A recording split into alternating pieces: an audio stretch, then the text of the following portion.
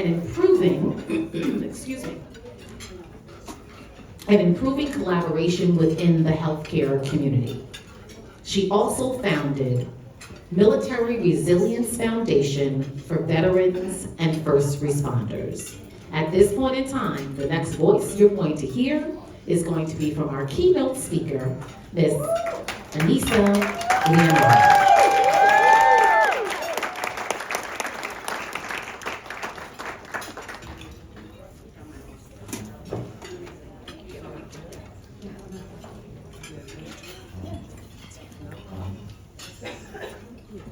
I have props. I'm getting my props ready.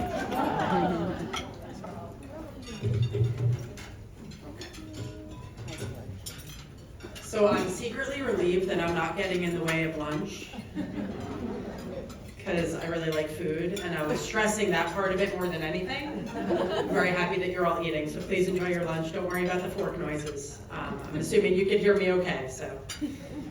All right, so first I want to thank LIPA for the work they do throughout the year in the recovery community and with the Women's Empowerment Program that they've been running for the past few years, as well as asking me to be the keynote today. I've worked with LIPA for the better part of my career. It's been a long time, and I'm always grateful to collaborate with them. So I would like to frame the message today by sharing my own story of empowerment, which may resonate with some of you. I hope it will. The main message I'm putting out there is that empowerment, growth, and development, similar to what Kim referenced, they are not necessarily clean. They're not always linear. They tend to develop in ways that are not expected or planned out. And even more worthy of noting is that empowerment can be and usually is lined with weaknesses, mistakes, trials, tribulations, losses, fears, regrets, and other things that we may not be proud of along the way. When we strive for goals, we of course think of the straight course, the path of least resistance, the golden goals on the horizon that pull the ship forward. We don't think of the waves, but the waves are really what make us truly empowered. So real talk. I'm used to talking about concepts like trauma, totally comfortable with that, not used to talking about myself. So my name is Aynisa. Great to meet all of you. I am a person in recovery, but I never talk about that. My recovery story itself is not linear at all. I never formally came out, ironic because I am gay. I came out with regards to that. I never formally came out with regards to my recovery though. A few reasons why. So I found my own sobriety through mistakes that led to things like car accidents, medical conditions, surgeries, losses, ultimately my own awakening, as we usually come to at some point. I was very young. I was not the Aynisa that you all know by any means. I was not the clinician, the patient advocate, the educator. I was Aynisa who toured the country with rock bands, who was into film and photography, who self-medicated OCD and ADHD symptoms daily, who didn't even know what treatment and recovery was or what was out there for it. The dimensions of that story are for another day. But the end of that journey for me is what led me to find empowerment through the gift of helping others, through the healing beauty of the arts, through tribe and ritual, and through community. So the theme for today is women's empowerment, but might as well be community, because that's what it's all about. And to me, they are one and the same. Ironically, those who are in here that do know me, I have many friends in the room, so it's great to see them. You know that I'm not very feminine. But again, we go outside the box as to what women's empowerment really means. The glass ceiling, as Adam eloquently mentioned, is real. And for women here in this field, you've probably lived that. So that really resonated with me, Adam. Thank you for highlighting the statistics. I wanted to do that, but I didn't. So I didn't. So I'm glad you did. When we look at economic opportunity, the workforce, politics, leadership, and wages, as Adam said, we're still behind. We've come a long way, but we're not there. And on top of that, women carry so much of the caregiver and the nurturing roles in the homes, for children, for parents, for loved ones, while trying to build their own career simultaneously. So spread thin for the female community is an understatement, and burnout is very real. We're here to feel empowered and resilient. But we first have to acknowledge the challenges and validate what we do, where we've come from, and our lived experiences in order to get there, right? So let's go back to this idea of nonlinear for a second. Personally, I've learned to challenge my perceived challenges, to channel my perceived challenges in a productive way for the most part, at least. Not every day, but for the most part. If anything, our most realistic goals are often finding ways to channel ourselves, our strengths, our weaknesses even, through a socially acceptable lens, one that has both purpose and belonging, even though we may still struggle. And that's okay. And that's why community and empowerment to me are directly linked, because we need each other to do that, and we can't do it alone. When I think of what makes me feel most empowered, it's really a combination of things, all of which were not planned out. As much as we would prefer to plan things like this, it doesn't always work out that way. My career, I started this field as an art therapy intern in a psychiatric hospital in 2008. I wanted to be a clinical director at some point. I wanted to be on the front lines of getting people into treatment, and that's essentially what I do now, but it was not a linear path to get there. If you know me, I don't like podiums, or microphones, or written speeches, or public speaking. Yet here we are, and this is something I do several times a week. Non-linear path to get here, though. Full disclosure, I have a lot of trouble sitting still, and as honored as I was to be asked to keynote today, the task of writing this speech was intimidating to me. I didn't know where to start. I thought about it endlessly, to no avail. Didn't know where to begin, until I found myself at Jiffy Lube getting an oil change. And then the pen hit the paper, and I wrote the speech. But that was also not linear, so you get the theme. I feel beyond grateful about the work I've done, the people I've met, the things I've accomplished. When do I feel most empowered, though?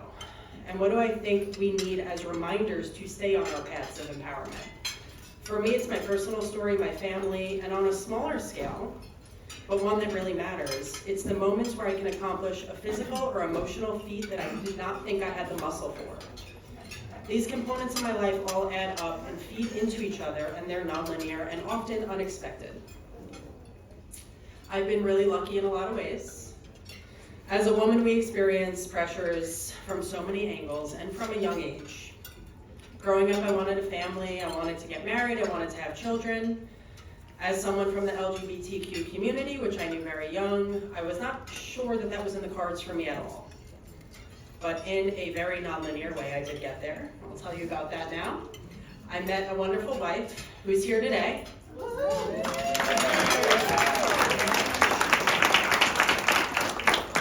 She gave me an amazing stepdaughter, and we started our life together. And then due to the universe and medical issues, I could not carry a child on my own, which I always wanted to do. She then gave me the gift of carrying our son. And we continued to build our beautiful family in a really unique way, but non-linear. And FYI, most days she tries to stop me from leaving the house dressed like Adam Sandler.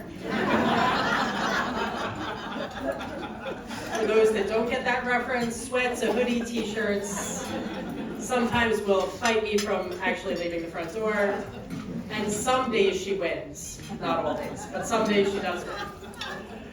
She actually made this incredible jacket that I'm wearing today, if you haven't seen it.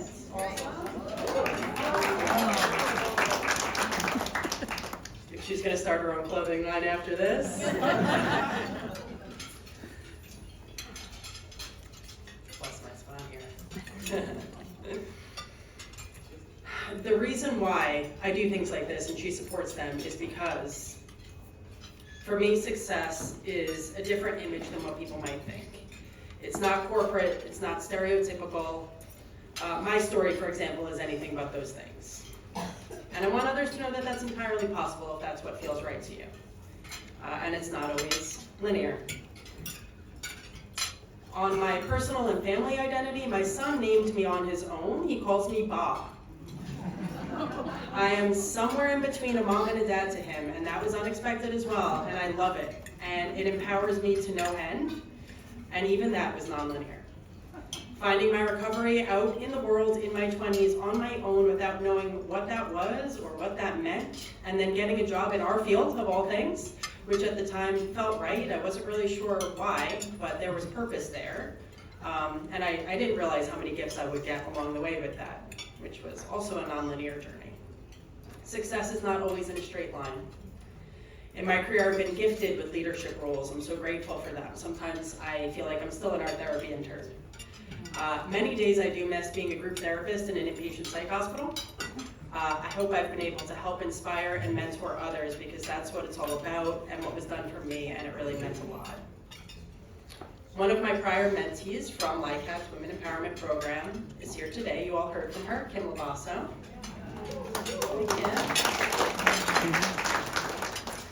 And she delivered that powerful message of resilience we all just heard. It makes me feel inspired and fulfilled to see people like her out there in the world thriving and actualizing her goals. A new mentee I'm working with now, Liz. Raise your hand, Liz. She's here today as well, and I really can't wait to see what she does. So pull her aside. She's here to network. Leadership, as I see it, though, is not defined by optics or what suit you're wearing or making your way to the top of corporate America. It's creating healthy systems in your personal and professional life that are part of the solution together.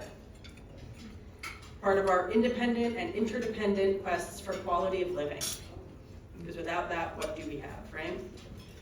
For others, ourselves, for each other, for clients, leadership is making someone think about how they can be better, and how you yourself can be better as well. Leading by example is what was most impressive to me coming up in the field, and I saw that in others. I myself strive to do that as well. So this brings my favorite quote on leadership to mind. If you want to build a ship, don't drum up people to gather wood, divide the work, and give orders. Instead, teach them to yearn for the vast and endless sea. So I challenge you right now to ask yourself, what is your C? Define it, build the ship, bring your vision to others, and then we build together.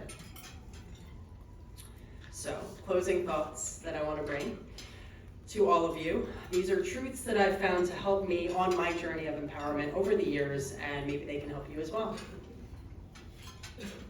1, it's better to be sober than not. Start simple. 2, community and tribe are vital to anyone and everyone. Shout out to the amazing women in this room today.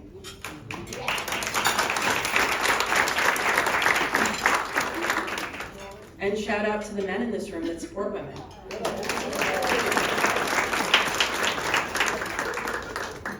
3, find your people. 4, find your identity, your truth, your authenticity, and live it to the best of your ability, because you deserve that. 5, be unapologetic with your needs. 6, lead with love and understanding. 7, find what gives you peace. Decide what is worth your energy and what isn't, and then prioritize. Okay, so I used to have an aversion to public speaking. I think I still do, especially as an introvert, but we do these things for a reason, right? And I found a way to channel a part of myself to speak publicly and to educate.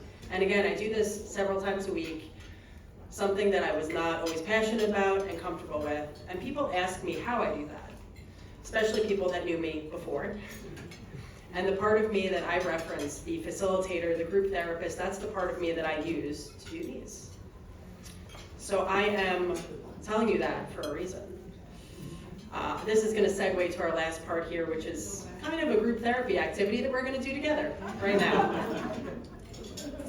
So I'm going to present you with one of our 5-year-olds' favorite books. If you haven't seen it or read it, It's Okay to Be Different. So we're going to do an It's Okay project today. So this book, yes, it's for children. Ours is going to be the adult version. But it says things in it like, it's okay to wear glasses and readers. Like, that's that, right? It's okay to talk about your feelings. It's okay to say no to bad things. You get the idea. This is to help teach children diversity and open-mindedness. So our theme is going to be on empowerment, though. I hope it leaves you feeling inspired, supported, and brings kind of a collective empowerment symbol to us today. So I'm going to start by sharing a few it's okays with you that have shaped my journey of growth, and remember that empowerment can be the good, bad, and everything in between. Before you leave, I ask that you put your it's okay card in this jar, which is going to be up here. And we put cards on the table that look like this, and pens from Watergap Wellness. You will find the cards and the pens, no rush, you guys can eat first, but at some point, if you feel like doing more than one, that's fine.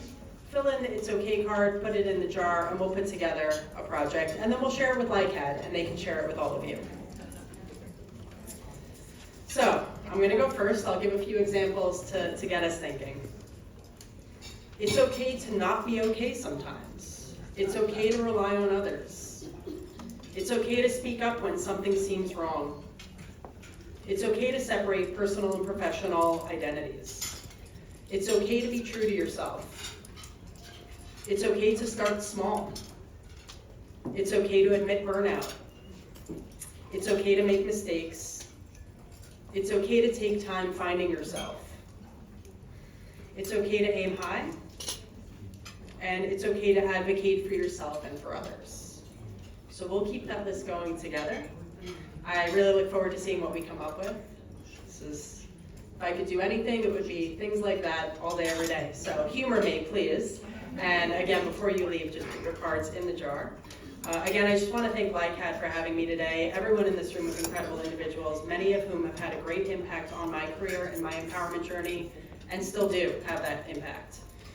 I'm so grateful. I want to thank you for asking me to keynote, and I'm going to turn it back over. I'm not sure to who, but I'm going to turn it back over to our friend here. Thank you so much.